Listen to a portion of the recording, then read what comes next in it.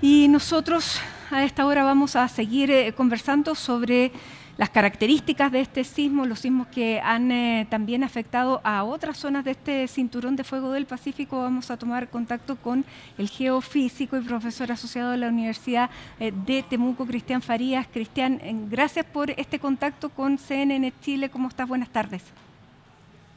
Hola, hola, ¿todo bien por acá? ¿Cómo estás tú? Bueno, estamos bien impresionados porque Venezuela no suele ser un país desde donde recibamos noticias de terremotos, si bien se caracteriza, de acuerdo a lo que hemos ido conociendo, por también ser un país sísmico. Pero, ¿cuáles son las características que hacen tan particular lo que ha ocurrido el día de ayer?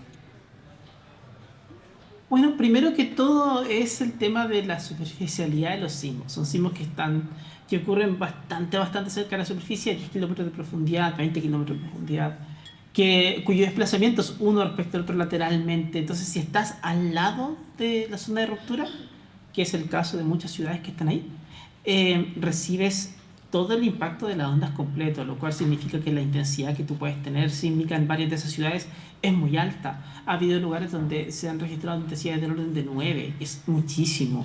Y eso, por supuesto, que pone bajo peligro un montón de construcciones, y por diversos motivos también, por un problema de diseño, quizás por un problema del nivel del tipo de suelo que se utilizó, o sea, con el que se construyó, etcétera.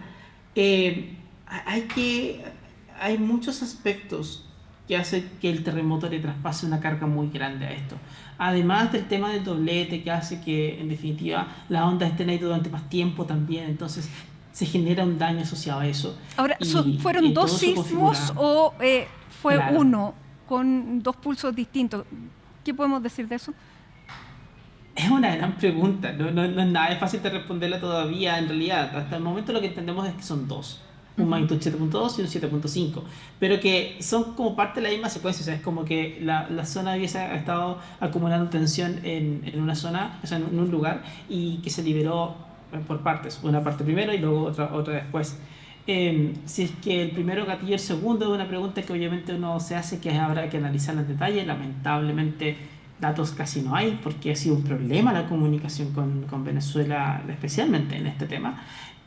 Pero todo indica que son dos sismos, uno de magnitud 7.8, otro de magnitud 7.5, con rupturas que son adyacentes una respecto a la otra, y por tanto te marcan una secuencia bastante compleja, que por supuesto la gente lo está pasando pésimo debido a eso también.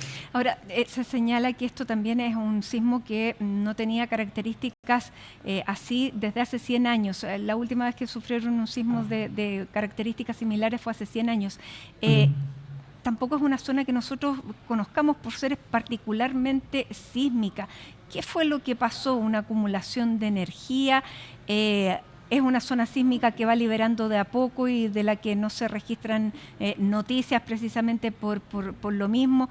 ¿Qué podemos decir de la zona y de esta gran acumulación que finalmente se libera en estos dos terremotos? Yo siento que aquí lo estamos viendo un poco con ojos muy de chileno. Y el ojo de chileno que está muy acostumbrado a terremotos grandes de magnitud 8, Claro. de magnitud 8.5 o más grandes que van apareciendo. Pero es porque la subducción de placas en nuestro Chile es súper rápida, entonces acumula energía de manera muy rápida. En los límites que son más horizontales como este, o parecido también a lo que tenemos en Punta Arenas, por ejemplo, que también es horizontal, el movimiento siempre es un poco más lento. Entonces el movimiento es más lento y acumulas energía, pero acumulas más lentamente energía. Ujú. Entonces significa que a la larga te cuesta más tener terremotos grandes de magnitud 8 mayor. También la geometría de las fallas que puede haber te dificulta mucho tener un terremoto de magnitud mayor a 8 en ese tipo de fallas. Entonces hace que no es que no tiemble, es que las características de la zona te dan sismos que no son tan grandes como los sismos chilenos ni tan seguidos como los sismos chilenos. Pero en realidad Chile, Japón, Indonesia son como los países raros del mundo, si quieres verlo. O sea, aquí donde tiembla excepcionalmente mucho.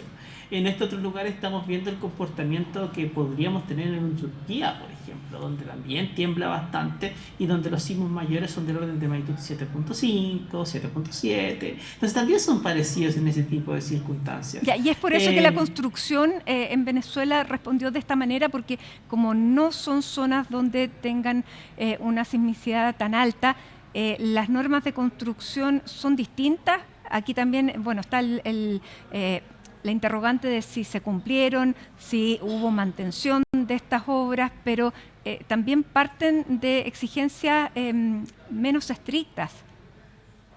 Claro, porque al final del día, es que son varios temas. Por un lado, obviamente, las normativas responden a la necesidad propia del país donde estás. Eso es un punto inicial y muy importante. Pero por otro lado, también las mismas personas, o sea, perdón, la misma forma en la cual tú vas fiscalizando que esto se cumpla es distinto, porque obviamente en Chile tenemos tantos de estos terremotos que sabemos que tenemos que hacerlo y que sabemos que tenemos que poner una normativa muy fuerte porque nos pasa siempre. Cuando no te pasa tanto, lo que termina pasando socialmente es que siempre aparecen otras necesidades más, que se ven más urgentes y más importantes que un terremoto. El problema es que con eso vas descuidando lo que tienes que hacer, no se hacen las mantenciones que se tienen que hacer, no se hacen los refuerzos que se tengan que hacer, quizás no se estudia tanto el lugar de emplazamiento de un departamento en específico. Son tantas cuestiones que pueden pasar para que tengas daños estructurales. Entonces, todo eso te hace una mala mezcla para que cuando venga un terremoto tú tengas todos estos problemas que estás teniendo ahora. Cristian, ayer, sobre todo en redes sociales, pero bueno, primero lo registramos con información fidedigna, ocurrieron varios sismos en distintas zonas, pero del mismo cinturón del Pacífico, en California, en Perú, en Japón. ¿Forma parte de lo mismo? ¿Fue una coincidencia? ¿Qué nos puedes decir tú desde el punto de vista más riguroso? Sabes que a mí no me gusta el concepto de anillo de fuego del Pacífico, porque lleva a ese mismo pensamiento, que si de pronto uno se encuentra que hay un sismo en Japón, otro en Indonesia, otro en Chile, otro en California, pareciera ser que está activándose el anillo de fuego del Pacífico, cuando en realidad el anillo de fuego del Pacífico no es un sistema, es una serie de varios sistemas, cada uno con su dinámica. Japón produciendo terremotos a su ritmo, Chile produciendo terremotos a su ritmo, Alaska haciendo lo mismo y con sus volcanes haciendo lo mismo en cada lugar. Entonces, cuando ves hartos sismos que van ocurriendo en varios lugares, es fácil buscar una correlación porque resulta que siempre tiembla. Pero por otro lado también porque uno humanamente también necesita de alguna forma u otra darle un contexto a algo, necesitas como darle una explicación y buscas correlaciones cuando, aunque no las haya, pero las buscas para poder tener una intuición al respecto de lo que está pasando. Y eso hace que entonces las personas naturalmente busquen esto y digan, oye, hubo un 7.5 y un 7.2 en Venezuela y un par de minutos más tarde en Japón. Por supuesto que tienen que estar conectados, pensaría alguien, pero la verdad es que no. Son dos zonas completamente distintas, están bastante alejadas una respecto a la otra, entonces tampoco puedes gatillar una actividad debido al primer terremoto con el segundo a tal nivel de distancia. Pero sobre todo, no es que el anillo de fuego del Pacífico se active, ni mucho menos, sino que en realidad están pasando los sismos que normalmente pueden pasar dentro de ese anillo, ¿no? Solamente que a veces Porque nos damos más cuenta que en otras veces. Porque si uno miraba lo que estaba circulando en redes sociales, el único país que faltaba de este anillo de fuego del Pacífico Era Chile. era Chile. Entonces, y también Sí. hay zonas donde uno sabe que se está acumulando la energía y que hace bastante tiempo que no se produce esa liberación de energía, por lo tanto siempre hay temor asociado. Por lo tanto, eso hay que descartarlo. Sí, es lo que obviamente lo que tú Descartar la mencionas es súper relación, digo importante yo. también. No, no, descartar la relación, no es que descartemos que tenemos un potencial terremoto en Chile, eso está claro. Seguimos teniendo nuestras cuatro zonas grandes donde Chile podría tener un terremoto de magnitud mayor a 8 basado en los estudios que se han hecho a lo largo del tiempo. Sabemos que son los escenarios que están ahí. Pero no porque pase un sismo en Japón significa que se va a desencadenar en Chile como respuesta a él, digámoslo. Mm. No, no es el caso. Así que igual se agradece la preocupación, creo yo. siempre y cuando la preocupación nos lleve a que conversemos acerca de cómo nos estamos preparando para el siguiente gran terremoto, que es súper importante, qué cosas estamos haciendo, más allá de que nuestros edificios no se caigan con los terremotos, qué más estamos haciendo, Mm. cómo estamos enfrentándolos, y sobre todo porque la población ha cambiado mucho este último tiempo. O sea, veíamos ayer los videos de muchas personas que en Venezuela que naturalmente nunca habían sentido un terremoto así grande en su vida. eh, con un nivel de pánico tremendo, y acá tenemos también muchos compatriotas de ellos. Entonces significa que hay que ver exactamente cómo vamos a reaccionar todos en conjunto cuando la sociedad ha cambiado tanto en el tiempo. Bueno, ese es un punto bien importante el que tú señalas, Cristian, porque el último gran terremoto que tuvo Chile fue el del 2010. Han pasado 16 años de aquello y, claro, tenemos estas alertas que nos llegan a través de los celulares. No a todos les llega la misma alerta, eso hay que señalarlo. No se han hecho simulacros desde hace muchísimo tiempo y como tú bien recordabas, hay 4 puntos por lo menos que están acumulando energía, por lo tanto es bueno recordar que tenemos que estar preparados. ¿Qué es lo que está faltando en este último tiempo? Y también te quiero preguntar si los sismógrafos que tenemos están bien distribuidos, si siempre faltan, qué es lo que podemos decir de nuestra preparación y de nuestro estado en este momento. Bueno, afortunadamente Chile tiene la normativa de construcción sismo resistente que nos ayuda un montón, eso está claro. La preparación familiar siento que es una deuda importante. Que, por ejemplo, no hemos tenido un terremoto grande en hora hábil hasta hace muchas décadas.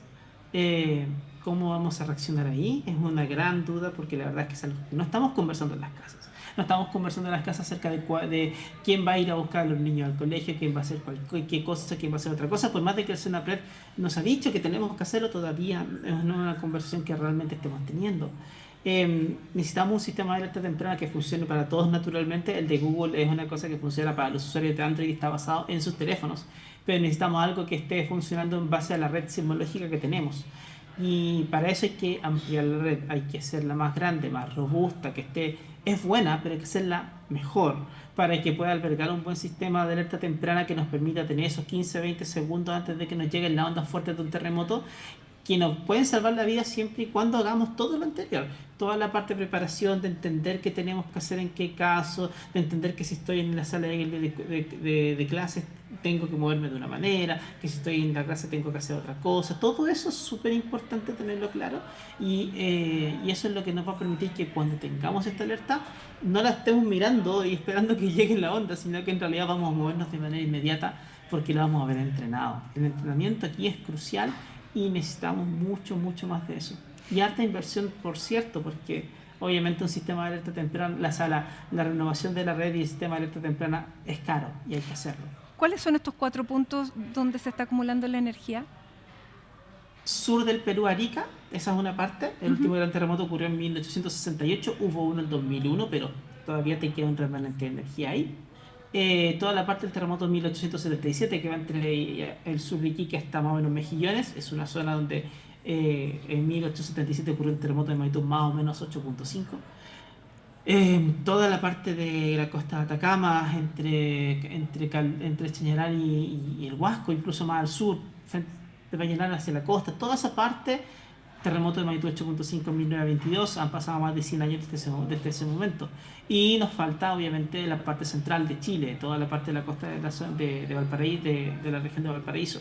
Tuvimos el terremoto del 2015 en Illapel, el terremoto del Maule en 2010, nos falta la parte como del medio, y por más de que el terremoto de 1985 no fue hace tanto tiempo, la parte más superficial del contacto de las placas está acumulando energía hace muchísimo más tiempo que 40 años, y entonces si tenemos un terremoto de magnitud 8, 8.3 ahí, podríamos tener un tsunami complejo en una zona muy poblada. Bien, a levantar las alertas entonces, prepararse, porque lo que tú decías, la preparación es clave, sobre todo porque el sistema de alerta temprana nos da segundos, pero hay que saber qué efectivamente hacer en esos valiosos segundos. Cristian Farías, muchísimas gracias por acompañarnos, por explicarnos y por darnos cierta tranquilidad de que no tiene nada que ver un sismo con el otro, que siempre siguen puntos independientes como hasta ahora han sido y que solamente fue una casualidad mirarlos al mismo tiempo tal vez. Muchísimas gracias. Un abrazo, esté muy bien.